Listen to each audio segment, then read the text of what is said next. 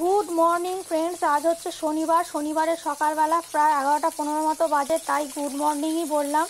আর এখানে দেখতে পাচ্ছেন আমি আগের দিন বাটা মাছ এনেছিলাম, তো বাটা মাছেরই আজকে আলু দিয়ে মাখো মাখো একটা তরকারি করব, তাই বাটা মাছটা ভেজে নিচ্ছি। আর ওদিকে দেখতে পাচ্ছেন আমি প্রেশার কুকারে আলু সেদ্ধ বসিয়ে দিয়েছি, তো আলু সেদ্ধ দিয়ে নিম পাতা ভেজে মাখানো হবে। আর এখানে হচ্ছে ভাত 1 ফুট হয়ে গেছে, তো এই দিয়েই আমাদের লাঞ্চ হয়ে যাবে, লাঞ্চ কমপ্লিট হয়ে যাবে। আর ব্রেকফাস্টে করেছিলাম রুটি আর আলুর তরকারি আর মিষ্টি, এই দিয়ে আমাদের ব্রেকফাস্ট হয়ে গেছে। তো হাজব্যান্ড ব্রেকফাস্ট খেয়ে অফিসে বেরিয়েছে, আর দুপুরবেলার লাঞ্চ করব হচ্ছে রোজকারের মতো আমি আর আমার ছেলে। তো এখানে দেখুন অলরেডি আমি আলুটা ভাজতে বসিয়ে দিয়েছি। আলুটা ভেজে তারপরে যা যা মশলা দেওয়ার মশলা যা দেবার দিয়ে রান্নাটা আমি রেডি করে নিচ্ছি। তো আগে চলুন রান্নাটা আমি করে নিই, তারপর আবার আসছি আপনার সাথে কথা বলার জন্য। হ্যালো ফ্রেন্ডস, আপনারা সবাই কেমন আছেন? আমি আবার স্নান করে রেডি হয়ে চলে এসেছি। তো এখন কিন্তু প্রায় 1:30 মতো বাজে। আমি তখন রান্না শেয়ার করলাম, রান্না শেয়ার করে আর কিছু দেখাতে পারিনি, কারণ রান্না শেয়ার করে এতটাই দেরি হয়ে গেছিল। রান্না করার পর তারপরে গ্যাস মুছলাম, তারপরে সবকিছু ছাদ থেকে জামা কাপড় তুললাম, সবকিছু করে স্নান করে তারপর আপনাদের সাথে আমি কথা বলতে এসেছি। ঠিক আছে, এখনো জামা কাপড়গুলো গোছানো হয়নি, তো পরে গোছাবো। তো যাই হোক, ভাবলাম যে আপনার সাথে কথা বলতে হবে, তাই লাঞ্চ করার আগে আমি কথা বলতে চলে এলাম। আর আজকে তো লাঞ্চ করলাম, দেখলেন একদম নর্মালি লাঞ্চ যাকে বলে। আর লাঞ্চে করলাম যথারীতি টিভি চলছে, ছেলে অলরেডি ওখানে বসে টিভি দেখছে, টিভি চলছে। তো হ্যাঁ, যেটা বললাম আজকে নর্মালি লাঞ্চ বলতে আলু দিয়েই দুটো প্রিপারেশন হয়ে গেছে। তো ছেলে আমার এতই আলু খেতে ভালোবাসে, বললাম যে সবজি দিয়ে একটা ঝোল করি না, কালকে যেহেতু খেয়েছে আলু দিয়েই করতে হবে। তো আলু দিয়ে নিম পাতা হয়ে গেছে, মানে আলু সেদ্ধ দিয়ে, আর ঝোল বাটা মাছের ঝোল হয়ে গেছে, মানে মাখো মাখো। তো যাই হোক, ওটা একটু ধনে পাতা দিয়েছিলাম, তো ছেলে ধনে পাতা দিতে খুব ভালোবাসে, এই দিয়ে হয়ে গেছে। আর এখনো লাঞ্চ করিনি, করব। আর আজকে হচ্ছে আমি যাব, যেটা মেন কথা, আমি যাব আজকে বাপের বাড়ি। আপনারা জানেন হয়তো, কেউ যারা আমার ভিডিও দেখে তারা জানে, কেউ কেউ হয়তো জানে। কারণ বলতে আমি 15 দিন ছাড়া ছাড়াই বাপের বাড়ি যাই, যেহেতু আমার কাছে বাপের বাড়ি। তো আজও যাব। আমি মেনলি শনিবার যাই, আর রবিবারটা থাকি, শনিবারটা থাকি, রবিবারটা থাকি, সোমবার দিন আবার ব্যাক করি। আজকে যেহেতু শনিবার, তো শনিবার আজকে কিন্তু যাব। হাজবেন্ড আসবে 6টা 6:30টার সময়, সেই সন্ধে হবে, সন্ধ্যের সময় যাব। তো সন্ধ্যের সময় যাব। এখন কিছু কাজ করে নি, এখন তো কিছু করতেই হবে, যেহেতু থাকবো না 2 দিন। তো চলুন আগে খাওয়া দাওয়া করে নি, খাওয়া দাওয়া করে আমি আবার ফিরে আসি আপনাদের সাথে গল্প করার জন্য। ঠিক আছে, আগে খাওয়া দাওয়াটা করে নি। আর এখানে দেখুন এখন বাজে বিকাল প্রায় 4:45। তো 4:45টার সময় ছেলে যে ঘরে পড়ে সেই ঘরে আমি এসে গেছি। ছেলে এমনভাবে পড়ে যে ওর বই খাতাগুলো সব সময় ওলট পালট হয়ে থাকে। ওকে দিনের মধ্যে 1000বার আমি বলি যে বইগুলো গুছিয়ে রাখ, গুছিয়ে রাখ, কিছুতেই গোছাবে না, আমাকেই গোছাতে হয়। তো সেইগুলোই আমি গুছিয়ে রাখছি। আর আজ যেহেতু আমি বাড়িতে বাপের বাড়ি চলে আসবো, তো সেহেতু আমি বইগুলোকে তো গুছিয়ে রাখতেই হবে, তাই বই খাতাগুলোকে বেডের মধ্যেই রেখে দিচ্ছি, সেগুলোকেই আমি গুছিয়ে ঠিকঠাক করে রাখছি। আর বেডের মধ্যে কি বলুন তো, বই ছড়িয়ে রাখলে সেটা দেখতেও খারাপ লাগে, বিছানাটা পুরো অগোছালো লাগে, একদম দেখতে জাস্ট একদম বাজে লাগে। আর এখানে যে র্যাকটা আছে, র্যাকের মধ্যেও কিছু খাতা বই থাকে, সেগুলোকেও গুছিয়ে রাখছি। ছেলে আমার এমন গুছিয়ে রাখে যে অনেক সময় বলে নিজেই রাখে, নিজেই খুঁজে পায় না, তাই আমাকে অগত্যা ওর বই খাতাগুলো আমাকেই বেশিরভাগ টাইমটা গুছিয়ে রাখতে হয়, তাই সেই জন্যই আমাকে গুছিয়ে রাখতে হচ্ছে।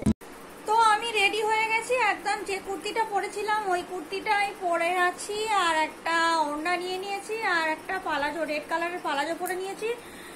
তো রেডি হয়ে গেছি। আর সবচেয়ে বড় কথা, কাছাকাছি যাব, আর কি সাজবো। তো কাছাকাছি একদম 10-5 মিনিটের রাস্তা, আর এইটুকুর মধ্যে আর কি সাজবো। ওর হাজবেন্ড এসে গেছে, এখন প্রায় 6টা বাজতে যায়, 10 মিনিট বাকি 6টা বাজতে। তো এক্ষুনি রেডি হয়ে যাব, আমি রেডি হয়ে গেছি। আর ছেলে গেছিলো সাইকেল চড়তে, ওকে বললাম একটু হাত মুখ ধো, ফ্রেশ হো, তারপরে রেডি হবি। ও গেছে হাত মুখ ধুতে, হাত মুখ ধোয়া হয়ে গেছে, হাত মুখ ধুয়ে গেছে, ও গেছে এতে সন্ধে দিতে গেছে। তো সন্ধে দিয়ে তারপর এসে রেডি হবে, তারপর বেরোবো।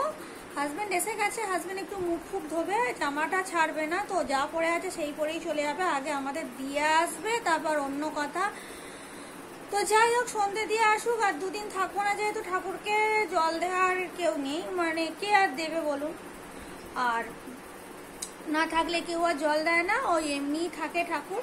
আর ঠাকুর সবই জানে যে বাড়িতে কেউ নেই, জল দেওয়ার কেউ নেই, সে ঠাকুর সব জানে, কোনো কিছু ব্যাপার না। তো ঠিক আছে, আমরা তাহলে বাপের বাড়ি গিয়ে আবার দেখা করব আপনাদের সাথে, ঠিক আছে? এখন তাহলে আস্তে আস্তে এগোই বাপের বাড়ির দিকে। আর কি বলুন তো, বাপের বাড়ি বলতে আমি বাপের বাড়ির থেকে আমি বাপের বাড়িটাকে বেশি বলি হচ্ছে মায়ের বাড়ি বা বাবার বাড়ি, মানে আমি এটাই বেশি বলি। আমি কিন্তু খুব কম বলি বাপের বাড়ি, নয় বলি মায়ের কাছে যাচ্ছি, নয় বলি বাবার কাছে যাচ্ছি, নয় এরকম বলি। বাপের বাড়িটা আমার মুখ দিয়ে খুব কমই বেরোয়, আমার শুনতে ভালো লাগে না। কি বাপের বাড়ি একটা কিরকম একটা কথা না, বলবো বাবার কাছে যাচ্ছি, মায়ের কাছে যাচ্ছি, কি বলি ওই বাড়িতে যাচ্ছি, আমার ওই বাড়িই বলি, যেহেতু এই একটা শ্বশুর বাড়ি, আবার বলি ওই বাড়ি যাচ্ছি। আর আমার তো ভাই বোন কেউ নেই, আমি ইন্ট্রোডাকশন ভিডিওতে বলেছিলাম আমার কেউ নেই, আমি একাই। তো আমার দাদা দিদি ভাই বোন কেউ নেই, আমার আছে একমাত্র বাবা মাই আছে, জ্যাঠা কাকার ছেলে মেয়েরা আছে, তাদের কথা বাদ দিন, কিন্তু আমার নিজের কোনো ভাই বোন দাদা দিদি কেউ নেই। তো যাই হোক, সেই জন্য বলি ওই বাড়ি আর এই বাড়ি, মানে আমার শ্বশুর বাড়ি একটা আর ওই বাড়ি একটা, বাবার বাড়ি একটা। ওই জন্য আমার মুখ থেকে বাপের বাড়িটা বেরোয় না, নয় বলি মায়ের কাছে যাচ্ছি, নয় বাবার কাছে যাচ্ছি, এই টাইপের কথা বলি। তো যাই হোক, কথাটা আর বাড়াচ্ছি না, আমি এসে আবার, মানে এসে বলছি, সরি ভুল বললাম, গিয়ে আবার আপনার সাথে দেখা করবো, ঠিক আছে? আগে চলে যাই, আসছি। আর এখানে দেখুন আমি বাপের বাড়ি চলে এসেছি। তো এটা আমার বাবা আমার পাশে বসে আছে। এখন প্রায় 7:30 মতো বাজতে যায়। তো চাটা খেয়ে দিয়ে এখন বসে আছি। আর মাকে তো আমি আগে দেখিয়েছিলাম। আর এখানে আমি কিচেনে চলে এসেছি, মা করছে লুচি। হ্যাঁ, আজকে ডিনারে হবে লুচি আর পনিরটা মা সকালবেলা করেই রেখেছে। লুচি পনির আর মিষ্টি এই দিয়ে আমাদের ডিনার কমপ্লিট হয়ে যাবে। আর কি বলুন তো, মায়ের হাতে রান্নার একটা কথাই আলাদা, যেহেতু রোজ রান্না করে করে খাই। তো মায়ের কাছে এলে মায়ের হাতে রান্না খেতে কার না ভালো লাগে। তো চলুন আগে রান্নাটা করে নেওয়া যাক, তারপর আবার ফিরে আসি। আর আমি এখানে খেতে বসে গেছি। তো বললাম মা বাবাকে ক্যামেরার সামনে বসতে, তো কেউ বসলো না, আমি একাই বসে খাচ্ছি। তো মায়ের হাতে রান্না বলে কথা, তো সেই খাওয়ার স্বাদই আলাদা। তো খাওয়া দাওয়া করে নিই, তারপর আবার আসবো কথা বলতে। তো যাই হোক, আজকে হয়তো ভিডিওটা সেরকম বেশি কন্টিনিউ করতে পারবো না, অনেক রাত হয়ে গেছে, প্রায় 10:30 মতো বাজতে যায়, মানে বাপের বাড়ি এলে একটু খেতে দেরি হয়ে যায়। তো দেখা যাক, যদি কন্টিনিউ করতে পারি করব, না হলে হয়তো করব না। পরের দিন সকালবেলাও ভিডিওটা মানে ব্লগটা চালু রাখবো। তো চলুন খেয়ে নেওয়া যাক, তারপর আবার ফিরে আসবো।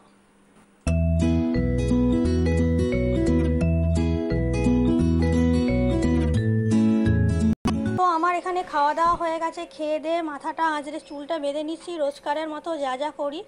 তো চুল বাঁধা হয়ে গেলে কাজ পুরো কমপ্লিট।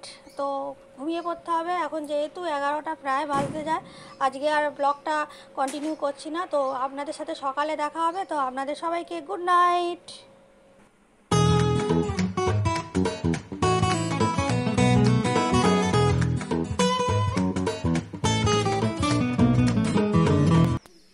আর আমাদের বাড়ির সামনে, মানে একদম সামনেই তুলসী গাছ, এগুলো দেখুন এত তুলসী গাছ, মানে এখানে আমাদের বাড়ির সামনেটা পুরো তুলসী গাছের বন হয়ে গেছে, প্রতি বছরই হয়ে যায়। তো শীতকালটা আরও বেশ গাছগুলো হালিহালি ছিল, এখন একটু গাছগুলো শুকিয়ে যাচ্ছে। তো এত সুন্দর দেখতে লাগে গাছগুলো, মানে কি বলবো, দারুণ দেখতে লাগে, মানে একদম সবুজে সবুজ হয়ে আছে।